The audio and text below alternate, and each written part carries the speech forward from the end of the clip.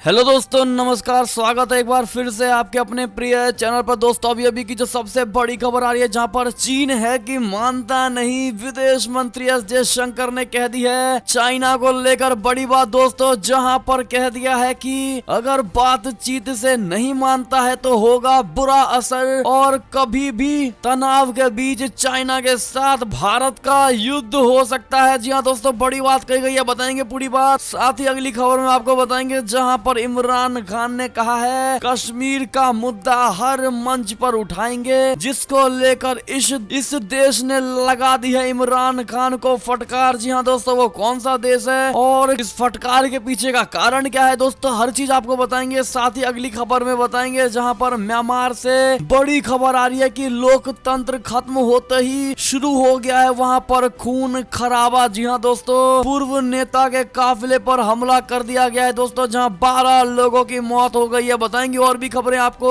बंगाल से बड़ी खबर आ रही है दोस्तों, जहां ममता बनर्जी की सरकार पर बरसे जेपी नड्डा, कह डाली है बड़ी बड़ी बातें। जी हाँ दोस्तों, क्या क्या कही है उन्होंने ये भी बताएंगे आपको, तो बने रहिएगा वीडियो के अंत तक। और अभी इस खबर में आगे बढ़ने से पहले अगर आप भी मानते हैं कि मोदी जी है तो हर चीज संभव और भारतीय सेना है तो हमारा देश पूरी तरह सुरक्षित है, और चाइना पाकिस्तान जैसे देशों के मुंह पर तमाचा है, तो इस वीडियो को अभी कर दीजिए लाइक, चैनल को कर दीजिए सब्सक्राइब, बेल आइकन दबाइए, साथ ही कमेंट बॉक्स में लिख दीजिएगा जय हिंद। जी हाँ दोस्तों, तो अब चलते हैं पहली और सबसे बड़ी खबर की ओर, जहां पर चीन है कि मानता नहीं। विदेश मंत्री एस जयशंकर ने बोला बातचीत का नहीं दिख रहा है कोई भी असर। जी हाँ दोस्तों, देश के विदेश मंत्री एस जयशंकर ने शनिवार को कहा है कि भारत और चाइना की सेना के शीर्ष कमांडर पूर्वी लद्दाख में सैनिकों को पीछे हटाने की प्रक्रिया को लेकर 9 दौरे की बातचीत कर चुके हैं और भविष्य में भी ऐसी बातचीत जारी रहेगी। जयशंकर ने विजयवाड़ा में संवाददाताओं से कहा है कि अब तक हुई बातचीत का कोई खास प्रभाव दिखाई नहीं दिया है। उन्होंने आगे कहा कि सैनिकों के पीछे हटने का मुद्दा बहुत पेचीदा है, ये सेनाओं पर निर्भर करता है। आपको अपनी भौगोलिक स्थिति और घटनाक्रम के बारे में पता होना चाहिए। सैन्य कमांडर इस पर काम कर रहे हैं। जी हाँ दोस्तों, जयशंकर इस सवाल का जवाब दे रहे थे कि क्या भारत और चाइना के सैनिकों के बीच हुई झड़पों को लेकर दोनों देशों के बीच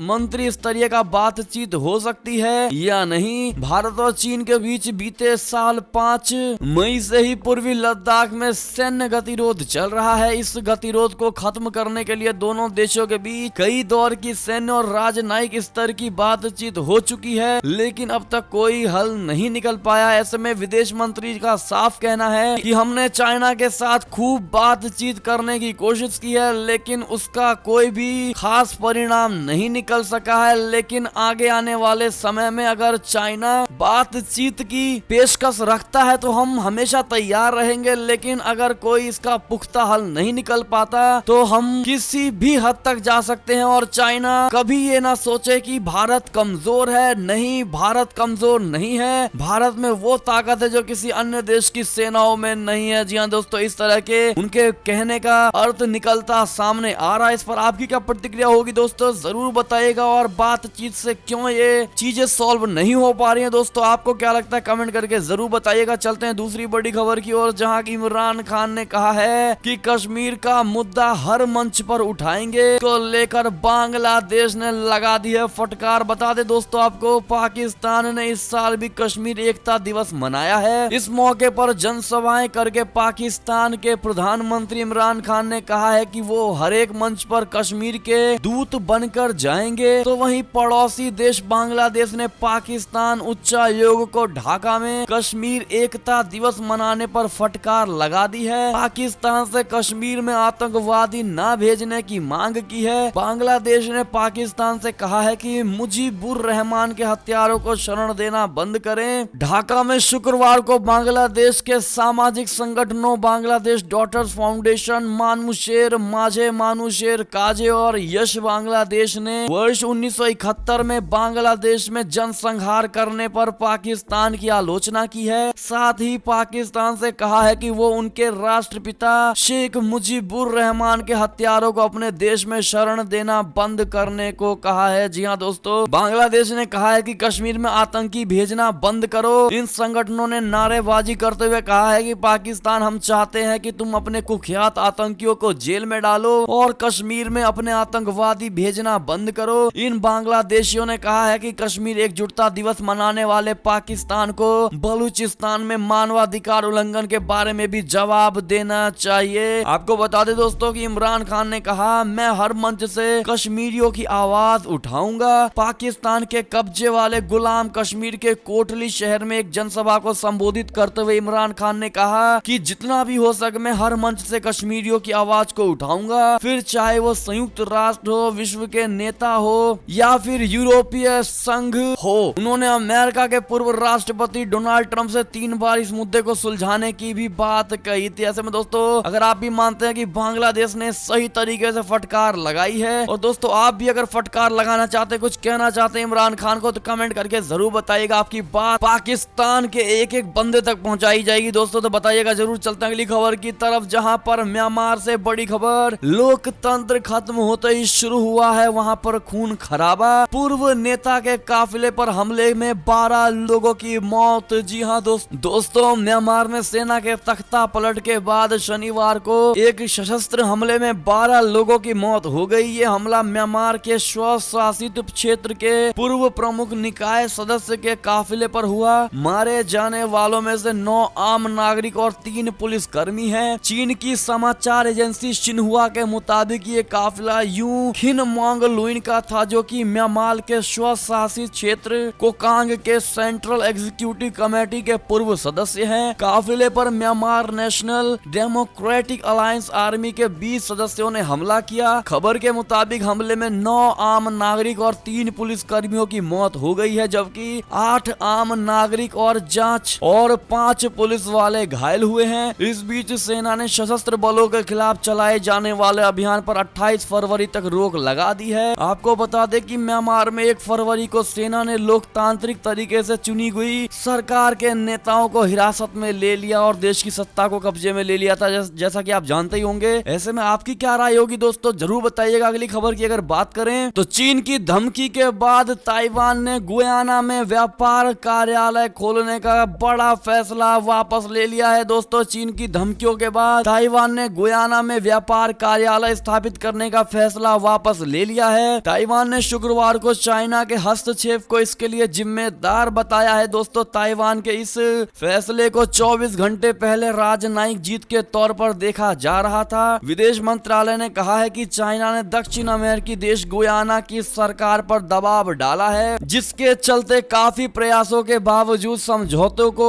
अमल में नहीं लाया जा सका। मंत्रालय ने एक बयान में कहा है कि हमारी सरकार इस पर गहरा खेद प्रकट करती है। चाइना ताइवान को अलग अलग और अलग थलग करने और इसके अंतरराष्ट्रीय दायरे को सिकोड़ने का प्रयास कर रही है। जी हाँ दोस्तों, अगली खबर की बात करें तो बलूच आंदोलन को खत्म करना चाहता है चाइना। 6 महीने के लिए दी बड़ी रकम। जी हाँ दोस्तों, पाकिस्तानी आर्मी जनरल की तरफ से ये बड़ा खुलासा हुआ है। दोस्तों एक चौंकाने वाले रहस्योद्घाटन में पाकिस्तानी सेना के एक जनरल ने पाकिस्तान में बलूच स्वतंत्रता आंदोलन को कुचलने में चीन की भूमिका को स्वीकारा है। उन्होंने कहा है कि बीजिंग ने उससे बलूच लोगों के स्वतंत्रता संघर्ष को समाप्त करने के लिए 6 महीने का काम दिया है। बांग्लादेशी अखबार द डेली सन ने उन्हें कहा है कि चीन ने बलूच आंदोलन को कुचलने के लिए मुझे यहाँ तैनात किया गया है और मुझे 6 महीने का काम दिया गया है। ईरान को पाकिस्तान का सबसे बड़ा दुश्मन बताते हुए पाकिस्तानी सेना के प्रमुख जनरल अयमान